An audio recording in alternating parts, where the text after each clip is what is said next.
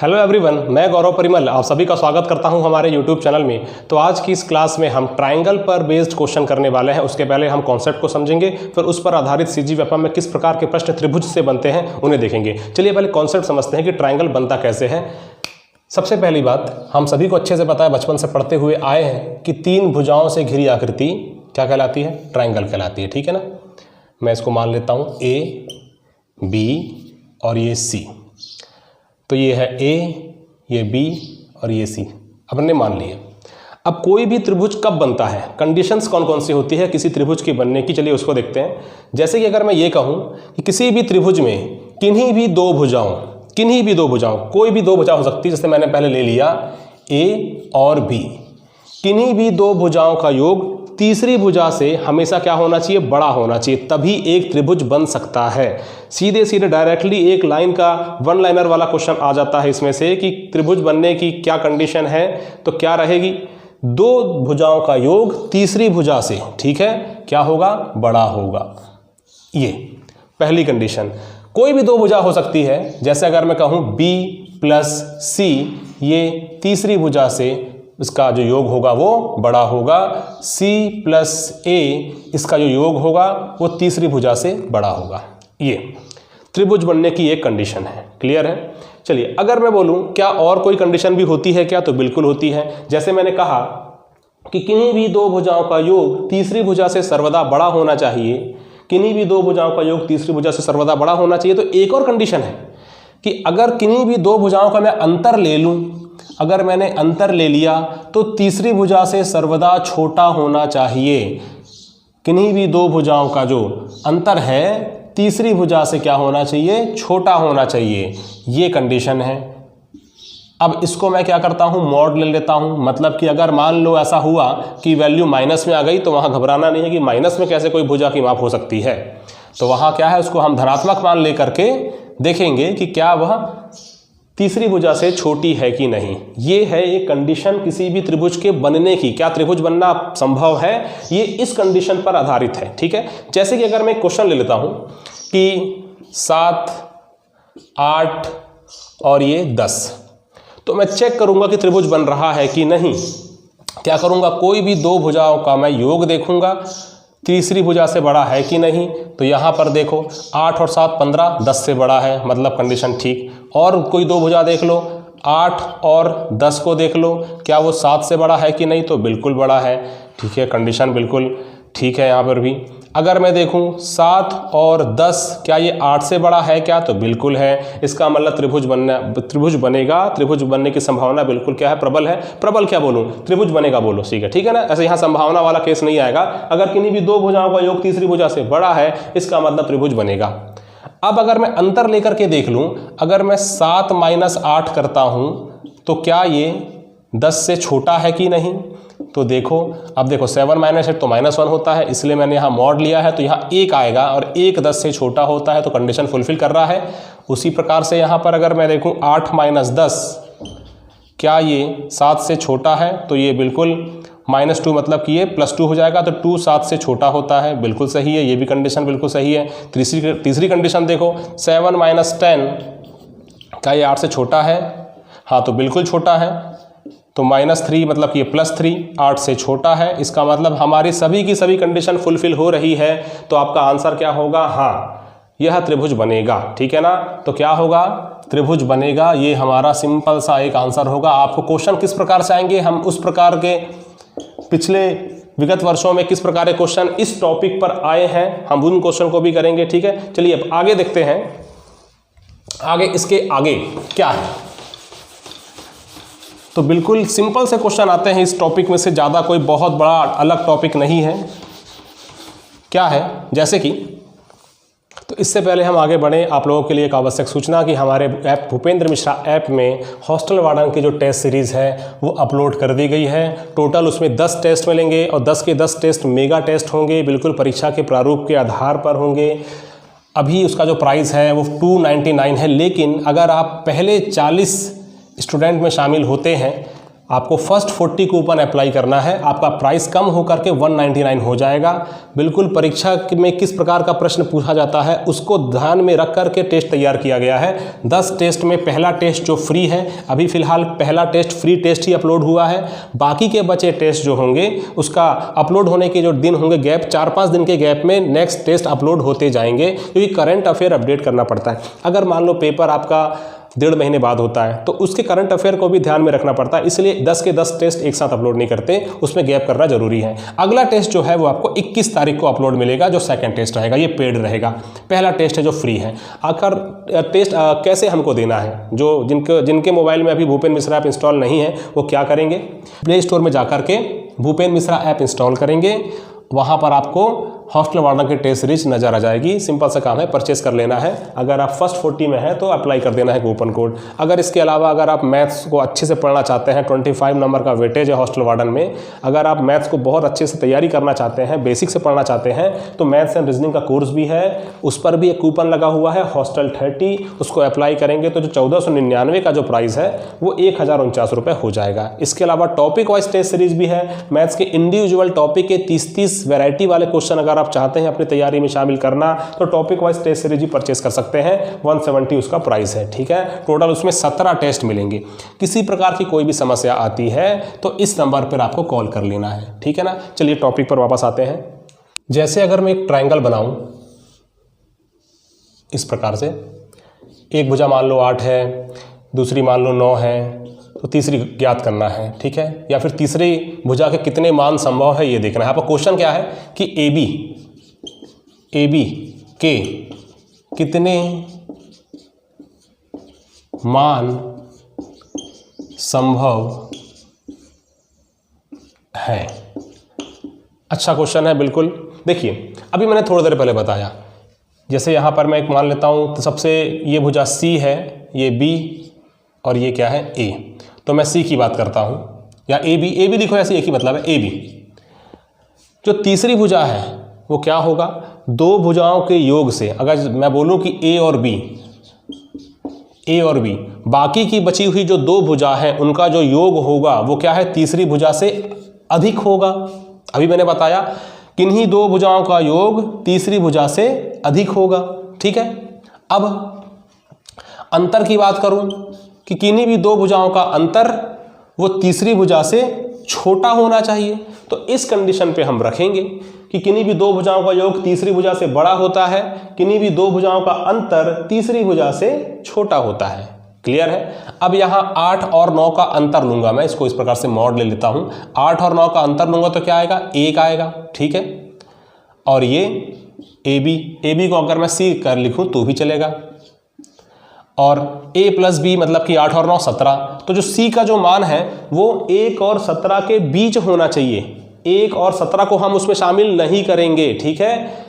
इस बात को ध्यान रखना, अगर मैंने 1 और 17 के बीच कहा तो मैं 1 को शामिल नहीं करूंगा, यहाँ 17 को लिखा तो 17 को शामिल नहीं करूंगा, उससे छोटी वैल्यू। तो इस प्रकार से मैं इसको थोड़ा मॉडिफाई करके लिख सकता हूं कि 1 के बाद आने वाला अंक क्या होता है, 2 होता है, तो ये 2 के बराबर हो सकता है, ठीक है, लेकिन 1 के बराबर नहीं हो सकता। मैंने ये साइन लगा दिया, इसका मतलब मैं 2 को भी काउंट कर सकता हूं। उसी प्रकार से यहाँ पर मैं क्या करूंगा, 17 को काउंट नहीं करूंगा, 17 को शामिल नहीं करूंगा, 16 को शामिल करूंगा। तो C के कितने मान संभव है, AB के कितने मान संभव है, कैसे निकालेंगे हम, 2 से लेकर के 16 तक सारी की सारी वैल्यूज हैं वो C हो सकती है। तो मैं यहां बैठूंगा थोड़ी कि लिखते 2 3 4 5 6 ऐसा तो नहीं करूंगा, तो मैं क्या करता हूं, 16 - 2 + 1, मतलब 16 में से 2 गए 14 और 1 15।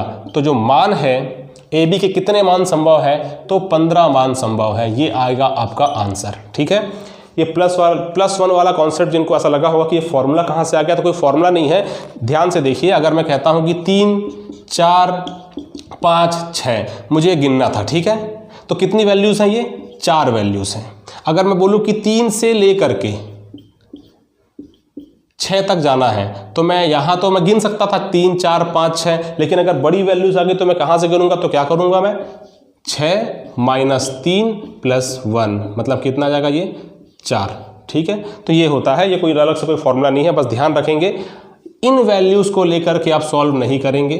आप ध्यान देंगे कि इसके बाद वाला अंक और इसके पहले वाला अंक इस प्रकार से लेकर के आप पॉसिबल मान निकाल सकते हैं कि ट्रायंगल के कितने मान संभव है। ये हो गया। चलिए एक और क्वेश्चन देखते हैं। इसमें अगर मैं ये कहूँ कि ये 17 है और एक वैल्यू ले लिया 12 है, और थोड़ा सा और चेंज कर देता हूँ क्वेश्चन को, तो इसके मान वैल्यू हमको निकालना है। तो मैं क्या करूँगा, कोई भी दो भुजा लेना है। हाँ, तीसरी भुजा यहाँ क्या BC है, कितने मान संभव है BC के, ये हमको देखना है। तो दो भुजाओं का अंतर 17 और 12 का अंतर 5, तो ये हो गया 5, ठीक है। और 17 और 12 कितना हो गया, तो 29 हो गया। अब इसे हमें सॉल्व करना है। यहां पर मैं 6 लूंगा अगला अंक, और यहां पर लूंगा मैं 28 माइनस 6 प्लस 1 मतलब कि 23 इसका आंसर हो जाएगा, ठीक है ना। इस प्रकार से आपको क्वेश्चन सॉल्व करना है। 28 माइनस 6 मतलब कितना, 22 और 1 23, इस प्रकार से आपका आंसर है। ऐसे आपको बहुत सारे क्वेश्चन मिलेंगे। चलिए थोड़ा सा एक अलग हटके देखते हैं क्वेश्चन, थोड़ा सा और अलग, कि अगर मैंने यहाँ पर लिख दिया 3, ठीक है, और इसको कर दिया D, इसको थोड़ा चेंज कर दो, ये हो जाएगा 14, इसको भी चेंज करके कर देते हैं हम 19, या फिर इसको 10 कर दो। चलो क्वेश्चन थोड़ा अलग रहेगा। DC के कितने मान संभव है, आपसे अगर पेपर में ये पूछ लिया, ये क्वेश्चन आपका नया क्वेश्चन, ठीक है। तो क्या करना है, सबसे पहले तो हमको देखना है, पहले हम BC को निकालेंगे, ठीक है ना। इसका जो मान है वो क्या होगा, किन्हीं भी दो भुजाओं, मतलब कि 10 और 19, इससे क्या होना चाहिए, तो ये छोटा, और 10 और 19 का डिफरेंस, 10 और 19 का डिफरेंस से क्या होना चाहिए, बड़ा, ठीक है। तो ये तो हो जाएगा 10 और 19 मतलब कि 9, और BC और 10 और 19 मतलब कि हो जाएगा ये 29। अब ये जो BC है एक्चुअल में BD और DC का ही क्या है, एडिशन है, योग है। BD प्लस DC, हमको DC के कितने मान संभव है ये निकालना है। अब BD की वैल्यू हमको पता है कितनी दी गई है, 3, तो ये हो गया 3 प्लस DC 29। अब ये 3 को मैं यहाँ माइनस कर सकता हूँ, तो 9 में 3 माइनस हो जाएगा, DC की वैल्यू 29 में से यहाँ 3 माइनस हो जाएगा, तो ये आएगा 6, और ये आएगा आपका 26, ठीक है। अब अगर मैं DC के कितने मान संभव है ये निकालना चाहता हूँ, तो मैं 6 की अगली वैल्यू लूँगा 7, अब कर दूंगा इक्वल टू, और यहाँ से इसकी पहली वैल्यू लूँगा कितनी, 25, तो 25 माइनस 7 प्लस 1, ये मेरा आंसर हो जाएगा। तो ये 25 में 7 गया 18, और एक 19 मान संभव है, किसके, DC के 19 मान संभव है, ठीक है। चलिए एक क्वेश्चन और लेते हैं यहाँ पर, ताकि पूरी तरीके से चीज़ें क्लियर हो जाए। अब अगला क्वेश्चन सेम टू सेम ऐसा ही, यहाँ मैंने 10 को चेंज कर दिया 8, इसको चेंज कर दिया मैंने 17, और यहाँ BD जो है, या फिर BD को मैंने कर दिया 3, ठीक है, या फिर 7। अब हमको बताना है DC कितने मान संभव है, ठीक है। चलिए देखते हैं। एक क्वेश्चन मैं आपको होमवर्क भी दूंगा, अभी सेम टू सेम सिमिलर, ऐसा ही मिलता जुलता। अब देखो हम निकालना चाहते हैं DC, तो DC इसका मतलब क्या है, पहले तो मुझे पूरा BC निकालना पड़ेगा। ये जो BC होगा ये छोटा होगा किससे, दोनों भुजाओं के योग से, मतलब कि 17 और 8, और बड़ा होगा किससे, दोनों भुजाओं के अंतर से, तो 17 माइनस 8, ठीक है। तो ये हो जाएगा आपका 9, और BC क्या है, BD plus DC, BD plus DC, ये हो जाएगा 17 और 8 25, तो 9, BD हमको पता है कितना है 7, तो 7 प्लस DC, और ये हो जाएगा आपका 25, तो 9 माइनस 7, और ये DC, और ये 25 माइनस 7, 9 में 7 गया 2, और यहाँ DC 25 में 7 गया 18, ठीक है। अब यहाँ 2 की अगली वैल्यू 3, और यहाँ 18 से पहली वैल्यू 17, तो 17 माइनस 3 प्लस 1, तो 17 में 3 के 14 और 1 15, तो कितने मान संभव है, DC के 15 मान संभव है। इस प्रकार से आपको क्वेश्चन सॉल्व करना है, ठीक है। चलिए अब मैं होमवर्क देता हूँ आपको नेक्स्ट क्लास में, मतलब कि इस क्लास के कमेंट सेक्शन में आपको बताना है। ये 17 चेंज होकर के हो गया कितना, 13, और ये हो गया आपका 11, और ये वाली वैल्यू हो गई आपकी 5। तो बताना है कि DC कितने मान संभव है, ठीक है। ये आपका पहला क्वेश्चन होमवर्क का, ठीक है। दूसरा क्वेश्चन होमवर्क का ये है कि एक ट्रायंगल दिया है, यहाँ पर है 22, यहाँ पर है 16। आपको बताना है कि अगर ये वाली वैल्यू है A, ये वाली वैल्यू है B, ये वाली वैल्यू है C, तो A के कितने मान संभव हैं। ये आपका होमवर्क नंबर 2, ये आपका होमवर्क नंबर 1। ठीक है, इन्हें आपको सॉल्व करके क्या करना है, कमेंट करना है और आंसर बताना है क्या होगा। चलिए अब देखते हैं कि परीक्षा में जो प्रश्न आए थे इसी कॉन्सेप्ट के आधार पर वो कैसे थे, विगत वर्षों में इस ट्रायंगल वाले टॉपिक से सीजी व्यापम में कैसे क्वेश्चन पूछे गए। चलिए देखते हैं। जो क्वेश्चन है जो एग्जाम में पूछा गया है इस टॉपिक से वो क्या है। एक त्रिभुज की दो भुजाओं की लंबाई 5 सेंटीमीटर और 1.5 सेंटीमीटर है। इस त्रिभुज की तीसरी भुजा की लंबाई निम्नलिखित नहीं हो सकती, ये हमको बताना है। चलिए हम जानते हैं कि एक भुजा कितनी है, एक भुजा है 5 सेंटीमीटर, दूसरी भुजा है 1.5 सेंटीमीटर, तो तीसरी भुजा क्या नहीं हो सकती ये हमको बताना है। ठीक है ना। एक बात हम जानते हैं, तीसरी भुजा जो है क्या होगा, तीसरी भुजा जो है वो a प्लस b इनके योग से क्या होगा, छोटा होगा, और a माइनस b इनका जो अंतर है उससे क्या होगा, बड़ा होगा। ये कंडीशन हम जानते हैं। तो a प्लस b 5 और 1.5, और यहाँ अंतर लेंगे तो 5 माइनस 1.5। ठीक है, तो ये हो जाएगा आपका 3.5 और ये हो जाएगा 6.5। तो 3.5 से 6.5 के बीच होना चाहिए वैल्यू। ठीक है, मतलब कि 3.6 से लेकर के वो 6.4 तक कोई भी वैल्यू हो सकती है। तो क्या नहीं हो सकती, ऑप्शन देखना है हमें। 3.6 और 6.4 के बीच वाली वैल्यू तो इसमें आएगी, शामिल होगी, लेकिन यहाँ पर ऑप्शन ए नज़र आ रहा है जहाँ पर 3.4 सेंटीमीटर। तो 3.4 सेंटीमीटर तो यहाँ हो ही नहीं सकता। तो हमारा आंसर है ऑप्शन नंबर ए 3.4 सेंटीमीटर। ये जो है भुजा की माप नहीं हो सकती, तीसरी भुजा 3.4 सेंटीमीटर नहीं हो सकती। ये आपका सिंपल सा क्वेश्चन। ठीक है, चलिए अब अगला क्वेश्चन जो पूछा गया था 2018 के एग्जाम में। किसी त्रिभुज की 3 भुजाएं हैं 6, 13 और x। तो 6, 13 और x ये भुजाएं हैं। यदि इसका मान x एक पूर्णांक है और इसका मान 4 और 8 के बीच है, हमको ये पता है कि x का मान 4 और 8 के बीच है, ये कन्फर्म है। तो x का मान क्या होगा, देखिए सिंपल सी बात है। अगर मैं c निकाल रहा हूं तो सेम इसी कंडीशन में रख दो, a प्लस b से छोटा और a माइनस b से बड़ा। ठीक है ना, मॉड a माइनस b। 13 और 6 का अंतर लूंगा तो कितना आएगा, तो ये आ जाएगा 7 से बड़ा होना चाहिए और 13, 6, 19 से छोटा होना चाहिए। तो इसका मतलब इसकी वैल्यू 8 से लेकर के 18 के बीच हो सकती है। लेकिन क्वेश्चन में एक कंडीशन और दी गई है कि इसकी वैल्यू 4 और 8 के बीच ही है। इसका मतलब केवल और केवल एक ही अंक बचता है जो यहाँ पॉसिबल है, वो है 8 के बाद वाला अंक क्वेश्चन की कंडीशन में शामिल नहीं था और 8 के पहले वाला अंक हमारी कंडीशन में शामिल नहीं है। क्लियर है, तो इसका आंसर क्या हो जाएगा, 8 इसका आंसर हो जाएगा, सिंपल सा। ठीक है, तो ये जो क्वेश्चन हुए जो सीजी व्यापम में आए हुए क्वेश्चन थे। अब देखना है अगर हमको भुजाएं दी गई हैं। ठीक है, अगर हमको भुजाएं दी गई है तो हमने ये तो बताया कि त्रिभुज बनेगा कि नहीं, त्रिभुज बनना पॉसिबल है या नहीं। लेकिन अगर त्रिभुज बनता है तो वो कौन सा त्रिभुज बनता है, न्यून कोण त्रिभुज बनता है, अधिक कोण त्रिभुज बनता है या समकोण त्रिभुज बनता है। भुजाओं के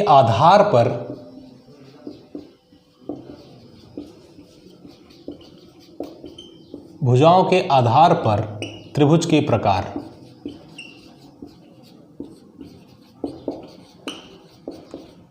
ठीक है, सबसे पहले तो एक होता है न्यून कोण त्रिभुज,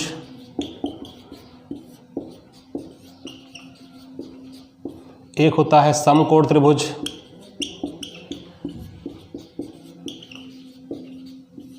एक होता है अधिक कोण त्रिभुज। अगर भुजा दी जाए तब हम कैसे पहचानेंगे कि ये न्यून कोण त्रिभुज बन रहा है, समकोण त्रिभुज बन रहा है कि अधिक कोण त्रिभुज बन रहा है। सबसे पहले तो ये समझो कि न्यून कोण त्रिभुज होता क्या, समकोण त्रिभुज होता क्या, अधिक कोण त्रिभुज होता क्या है। जैसे न्यून कोण त्रिभुज तब बनेगा जब कोई भी एक कोण या फिर सभी के सभी एंगल, सभी कोण 90 अंश से कम हो तब ये न्यून कोण बनेगा। समकोण तब बनेगा जब कोई भी एक कोण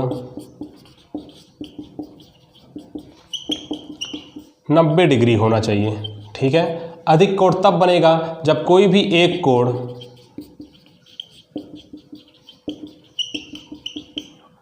90 से 180 के बीच हो, ठीक है, तब अधिक कोण त्रिभुज बनेगा। अब भुजाओं के आधार पर अगर हम देखें कि अगर हमें 3 भुजा दी गई है, जैसे ये एक त्रिभुज हमने मान लिया ABC। अच्छा, इस चीज़ में हमेशा याद रखना है, अगर हमें 3 भुजा दी गई है, ठीक है, तो हमेशा जो लार्जेस्ट साइड होगी, जो सबसे बड़ी भुजा होगी, उसको आप C मान लो। सबसे बड़ी भुजा क्या मान लेना है? C मान लेना है, ठीक है। अब ऐसा मैं क्यों करने बोल रहा हूँ? क्योंकि न्यून कोण त्रिभुज, समकोण त्रिभुज और अधिक कोण त्रिभुज की कंडीशन के लिए एक फॉर्मूला बोलो। क्या लगता है कि अगर तीसरी भुजा, सबसे बड़ी भुजा जो है, अगर इसका वर्ग बाकी की बची हुई 2 भुजा के वर्ग से अगर छोटा हो गया, तब ये न्यून कोण त्रिभुज का निर्माण करेगा। जैसे कि ये 3, 4 और 6, ये एग्जाम्पल के लिए, अभी मुझे नहीं पता कि ये 3, 4, 6 से बनने वाला त्रिभुज न्यून कोण त्रिभुज होगा कि अधिक कोण त्रिभुज होगा कि समकोण त्रिभुज होगा, लेकिन अगर हमें ऐसी वैल्यूज दी गई है तो हमेशा आप सबसे बड़ी भुजा को क्या मानेंगे? C मानेंगे, ठीक है। तो वापस हम आते हैं कंडीशन में कि न्यून कोण त्रिभुज तब बनेगा जब तीसरी भुजा का स्क्वायर, दी गई भुजाओं में सबसे बड़ी भुजा का स्क्वायर बाकी की बची हुई 2 भुजाओं के स्क्वायर के योग से छोटा हो जाए तो न्यून कोण बनेगा। अगर अधिक हो जाए तो कौन सा त्रिभुज बनेगा? तो ये बनेगा अधिक कोण त्रिभुज। अगर तीसरी भुजा, जो कि 3 भुजा हमने देखा, उसमें सबसे बड़ी भुजा जो हम C मानेंगे, वो वाली भुजा बाकी के बची हुई 2 भुजाओं के स्क्वायर के योग से अगर अधिक हो जाता है, इस कंडीशन को फुलफिल करता है, तो वो त्रिभुज कौन सा बनेगा? अधिक कोण त्रिभुज बनेगा। अगर कंडीशन ये हो जाए कि A² + B² ना तो बड़ा ना तो छोटा, सीधे बराबर हो जाए, तब ये कौन सा त्रिभुज बनेगा? तो समकोण त्रिभुज बनेगा। क्लियर है? ये 3 कंडीशन है। आपके पास 3 भुजाएं दी गई है क्वेश्चन में, A, B और C। तो इस कंडीशन को आपको हमेशा ध्यान में रखना है और हल करके देखना है कि ये कौन से त्रिभुज का निर्माण कर रहा है, ठीक है। अब हमें हमेशा याद रखना है कि उन 3 भुजाओं में जो सबसे बड़ी भुजा होगी, क्वेश्चन में तो अगर भुजा दी गई है तो हम देख कर पहचान सकते हैं कि छोटी है बड़ी, सबसे बड़ी भुजा को देखना है, उसको हमेशा C मानना है। क्लियर है? चलिए अब मैं इस क्वेश्चन को लेता हूं कि अगर हमारे पास 3 भुजा दी गई है, 3, 4 और 6, तो सबसे पहला काम तो ये होगा कि आपको ये देखना है कि त्रिभुज बन भी रहा है कि नहीं। उसके बाद अधिक कोण, न्यून कोण, समकोण तो बाद की बात है। तो हम अगर जानते हैं कि अगर हमें 3 भुजा दी गई है, 3 और 4 और 6, तो आप देखो कि 2 भुजाओं का योग तीसरी भुजा से बड़ा है कि नहीं। 4 और 3 7, ये 6 से बड़ा है, बिल्कुल है। 4 और 6 10, 10 3 से बड़ा है कि नहीं? बिल्कुल है। 6 और 3 9, 9 4 से बड़ा है कि नहीं? है। इसका मतलब ये तो कंफर्म है कि त्रिभुज बनेगा, कंफर्म है कि त्रिभुज बनेगा। अब अगला पड़ाव, कौन सा त्रिभुज बनेगा? समकोण त्रिभुज बनेगा, अधिक कोण त्रिभुज बनेगा कि न्यून कोण त्रिभुज बनेगा? तो मैंने क्या बोला? 3, 4 और 6 में सबसे बड़ी भुजा कौन सी है? तो सबसे बड़ी भुजा है 6। तो मैं क्या करूंगा? ये 6 जो है इसको मान लिया मैंने C, ठीक है ना। तो फॉर्मूले में पुट कर दो, A² B²। अब ये C² बड़ा है कि छोटा है, हमको देखकर पता चलेगा। तो 6 का स्क्वायर हो जाएगा कितना? 36।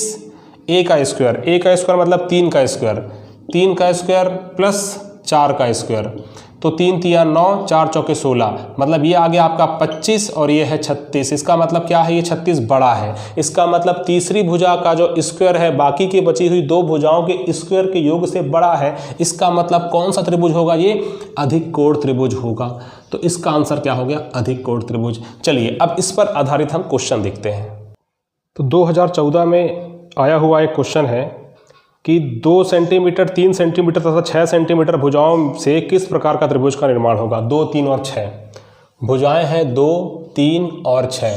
ऑप्शन है कि न्यून कोण बनेगा कि विषमबाहु त्रिभुज बनेगा। सबसे पहली बात तो ये त्रिभुज कौन सा बनेगा, उससे पहले हमारा जो ध्यान लगना चाहिए वो कि त्रिभुज बनेगा कि नहीं।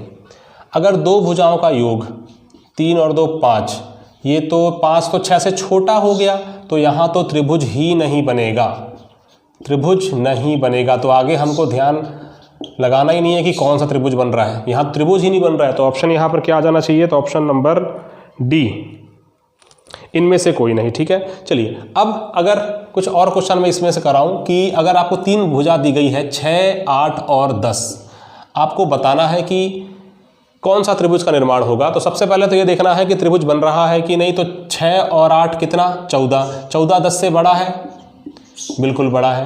8 और 10 18, 18 6 से बड़ा है, तो बिल्कुल बड़ा है।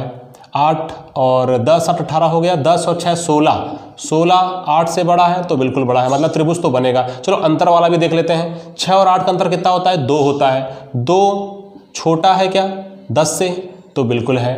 8 और 10 का अंतर कितना है, 2, कि 2 6 से छोटा है क्या, तो बिल्कुल है। उसके बाद 10 और 6 का अंतर 4, 4 8 से छोटा है क्या, तो बिल्कुल है। हमने सभी कंडीशन पर रखकर देख लिया, हाँ यहाँ त्रिभुज बिल्कुल बनेगा। अब अगली बात, कौन सा त्रिभुज बनेगा, तो देखते हैं कौन सा त्रिभुज बनेगा। सबसे बड़ी भुजा मैंने क्या बोला, सी मानना।